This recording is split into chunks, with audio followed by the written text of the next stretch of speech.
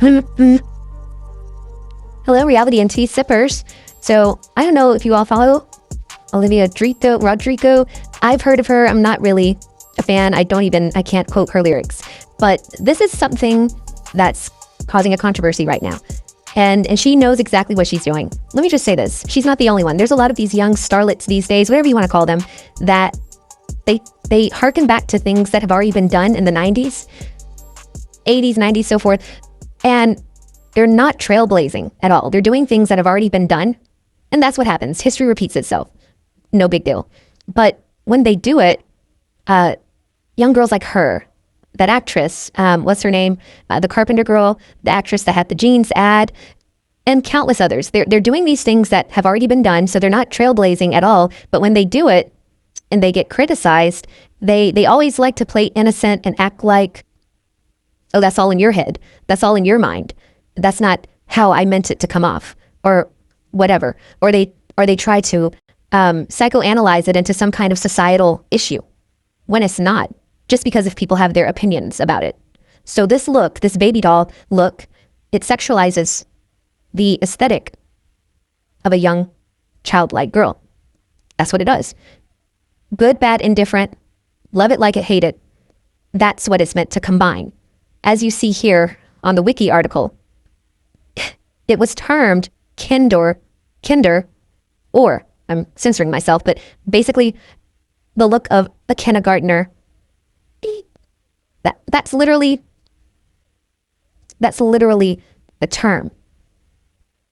Yes, there have been other terms, but that's the main term for those who were in the 90s. That look literally had the word for a 5-year-old kindergartner at the beginning and a boy at the end of that word. So you're merging innocence and non-innocence in the same breath. So when she says, oh, it's just innocent, it's in guys' heads, they're sexualizing it. Meanwhile, she's here on her knees with her hand up her shirt, showing off these bloomers made up like... This is so ridiculous if you think about it. Beyond the fact of that she knows what she's doing, but she's playing innocent, it's like, why are you down? You make it cringe. Like, this isn't...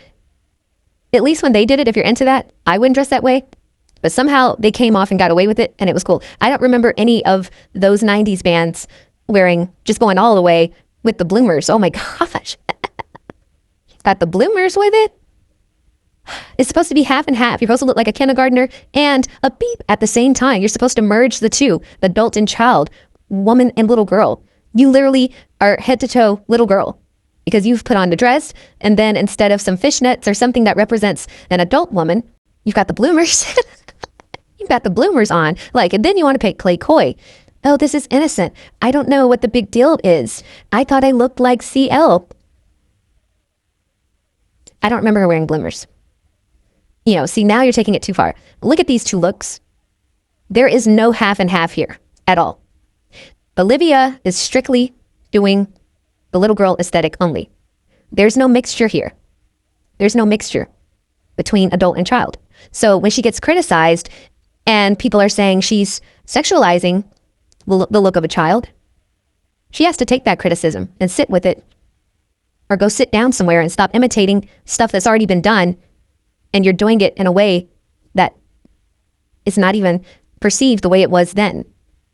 No one thinks it's cool. No one thinks it's unique, except for people in your age group who don't know that it's been done before, and you're doing it again, and you're doing it horribly. See, when you repeat things from the past, you're supposed to make it better. That's what previous generations did, all the way from music sampling. A lot of songs from the 90s were sampled beats, melodies from the 60s, 70s, 80s, but they did it so well and became and made it their own. She's not making this look her own. So that's why the backlash comes in, and her statement here is problematic because she's saying you shouldn't be responsible for some guy sexualizing you in a way that was never your intention. First of all, when I scrolled the comments, I saw women there as well, criticizing, not sexualizing. See, that's what they do. And I can't stand it in Hollywood. That's what makes it look more like Holly weird, because they project onto you just because you have a criticism. If I look at a young girl dressed inappropriately, not her because she's grown, but there have been young starlet singers, rising actresses that are dressed highly inappropriate, literally just about butt naked, cleavage. And if we male or female, call it out and say, hey, that's inappropriate or that's not age appropriate. What these Hollyweird types say, oh, you're sexualizing it. That's all in your head. Your mind's going to the gutter. You're the pervert. Wait, whoa. So I'm the pervert. I'm the predator because I'm caught speaking against something that is predatorish? What? No, you don't get to flip it like that just because there's a criticism. But see, that's what they do. If you criticize anything that these Hollyweird people do, they're going to flip it on you and somehow project onto you that you're over-sexualizing a child or something that's innocent. You're taking it there, your mind's in the gutter. No, that's where you are and your mind is, and that's why you're putting it out there and trying to shove it down someone's throat, because that's exactly what you want to appeal to. And if we criticize it or censor it, you're going to lose that core audience that you're pretending you're against. But on the slick, you want that enticement because they're the ones who are buying your records, your movies, your posters. What do they say in Hollyweird? Sex sells, right? But those of us who aren't weird and we're truly tired of all the over-sexualization, they're not selling it to us. So what they do is they project onto us. Oh, your mind's in the gutter. You're taking something innocent and sexualizing. Oh, you shouldn't even be thinking about a child that way. When really we're trying to protect the child from the sexual exploitation. But they project onto us in the opposite vein because they can't have us out here censoring them from selling their sex to the ones who are going to indulge in it, which are the true perverts and predators sitting in their dark basements or whatever they're doing. You know, that's their base. And then, of course, other young people that might look up to them and want to be like them and, you know, advertise, solicit themselves, however you want to say it, then too. But this is the script they have to follow. 10, 20 years from now, let's see how many of them come out with some kind of Me Too story, trauma story to tell. Because these young girls these days coming up in this industry, I feel like they haven't learned from the past. But there's a difference here. The 90s stars that they're emulating that have already done these things and that owned it, and they didn't try to project if someone called them out on it, they admitted, yeah, that's what I'm trying to do. I'm sexy, I embrace my body, I want to show it off, whatever, deal with it. But when they do it, these girls these days, they want to call you out like you're doing something wrong for even pointing out the fact that how they're exploiting themselves. Like if you don't see anything wrong with it, own it, do it. You know, you don't have to try to justify it to me, and you don't have to try to project on me just because I don't agree. Like it doesn't compute, it doesn't make any sense, you know? So watch 10, 20 years down the line, all these young starlets, not just her, watch them come out with their stories of how, unlike CL, and I'm intentionally saying CL instead of her name because there's reasons for that. I'm not going to get into it. But watch 10, 20 years down the line, she come out and finally admit, maybe, that some man, while she's calling out a guy for being the one to say it, when I looked in the comments, it was mostly women who, you know, were just pointing out their distaste as their free speech allows them to do without being projected on and attacked as being someone who's weird or sexualizing something that's innocent. That's clearly not, because look at what you're doing. Own it. At least own it and stop trying to deny it. Watch 10, 20 years, they come out, not just her again. There's these other starlets now that they're doing the same thing. Watch them come out and say, oh, it was a guy, my manager. The record company made me do it. They wanted to cause a controversy. Meanwhile, they're lining their pockets, and these girls are out here doing the same thing that they do to give the illusion of ownership of their sexuality and their bodies, but they're just a part of the sex sales machine. And that's it, point blank, period. There's no ownership there.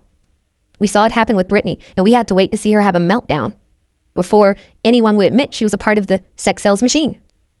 And that's all she knows. It's ingrained in her to be provocative, to be sexy. And that's all she knows how to do, even now, today. You know, her mannerisms, it all harkens back to that sex-selling starlet machine. And she was called out on it when she came about. I think some of the other stars that truly owned it, such as Madonna, I mean, no, she did performance with her, so I don't want to put words in her mouth, but I know some of them pointed out her being manufactured, and that caused offense to the Stan fans. They didn't like that, but it was the truth. These starlets, see, what you've got to understand is when artists such as CL, Madonna, and others did it, they were truly taking ownership because they had backing behind them that didn't want them to put themselves out there to that extreme, that didn't want them to go overboard with their sexuality. And they did it because they wanted to do it. Again, I'm not saying that I agree with that type of artistry, but I'm acknowledging that when they did it because they wanted to do it against what was requested of them. So they were going against the grain in their own way, and they owned it. But when these young girls these days, I'll say from Britney on down, a lot of them, they're doing it to emulate them, but there's no movement behind it. There's no revolution behind it. Because first of all, these days, people are more open about sexuality. So there's really no reason to wave your sexuality flag. I mean, how much more free are you trying to be? It's not a taboo topic. It's everywhere you look and turn. It's on TV. It's on commercials. It's in magazines. It's in music. It's in clothing. It's every single where. So the liberation, find something else to liberate, because that's over and done as far as I'm concerned. We get it. We got it. Good. Can we find something else now? But they don't. They go back to it because, again, maybe it's emulation, or bringing something back for a fashionable reason, whatever the case may be. But when they're doing it, they're not owning it like those women did then. That's why, whether you agree or disagree, it was more powerful then with a CL, with a Madonna, with a Janet Jackson. It was more powerful then for them to put themselves out there like that, because they were doing it against what was wanted of them, because what was wanted of them is to play it safe. And they chose not to, even at the risk of losing endorsements at different times in their careers. But these young girls from Britney on down, that's what was wanted. You know, it was fully embraced. Again, sex sells. So they're not revolting against anything. So it's not the same. She can't compare herself to them. I felt cool and comfortable in it. You could have put on a tank. You could have put on a tank top and some Daisy Dukes and been comfortable. Like that statement in and of itself, you would have never heard a CL, a Madonna, anyone who broke the envelope or whatever, say, I felt cool and comfortable in it. That would not be a part of their statement. That wouldn't be a part of their statement per se. That wouldn't be the main, thought piece behind why they're doing it.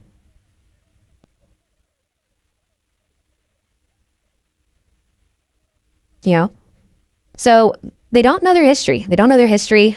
And they're not doing anything groundbreaking that hasn't been done before. And the playing dumb, acting like, oh, I didn't mean it to be this or to be that. Just stop. You know exactly what you're doing. You're trying to cause a controversy. You're trying to, and just stop. Just stop. And either embrace it and own it, or just don't do it. Because guys sexualizing you is what they all aim to do. So just stop. You're not going to go out there and perform in a sexy outfit not to be looked at. I can't stand when they say stuff like that.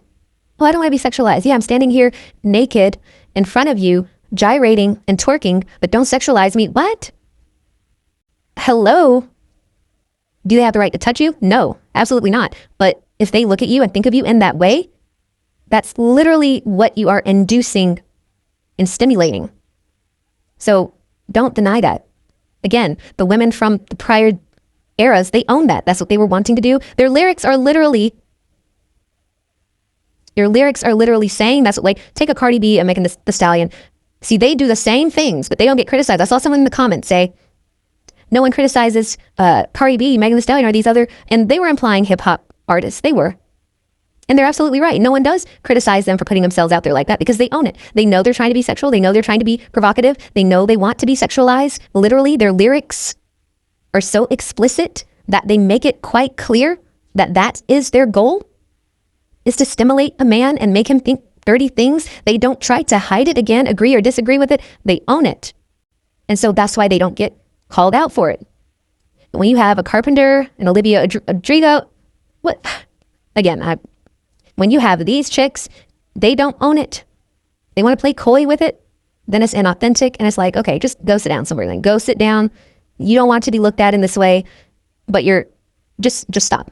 If you're not about that life, go sit down, and you don't have to worry about being critiqued and criticized, because these young girls have a fan base, and they have a young fan base, just like the Cardi B's and the Megan and stuff. They have young girls who listen to that music too, even though it's not written for young girls. Okay. Now, I don't know who Olivia's music is written for, or Carpenter. I don't know who their impact, I don't know their. I've never turned on the radio or the TV and heard their songs, only at award shows, so I really don't know. But whatever it is, they clearly don't fully own it. If they can't take the heat, you can't take the heat, get out of the kitchen. People are going to criticize. But when you own it while being criticized, that's where you get to the point where the criticism will stop, because you're not trying to have your cake and eat it too. You're not trying to play it both ways. Oh, I'm innocent, and that's just you making it non-innocent. No. You are making it that way. You want it to be that way. And if you don't, stop being a poser, unlike the chicks from the 90s who owned it It was authentic, agree with it or disagree with it. They knew what they were doing, and that's what they did. They owned it, and that's where the power comes from, and owning it, and not denying it, and trying to project onto those who call it out. So that's my commentary on this. So next time, thanks for listening. Bye.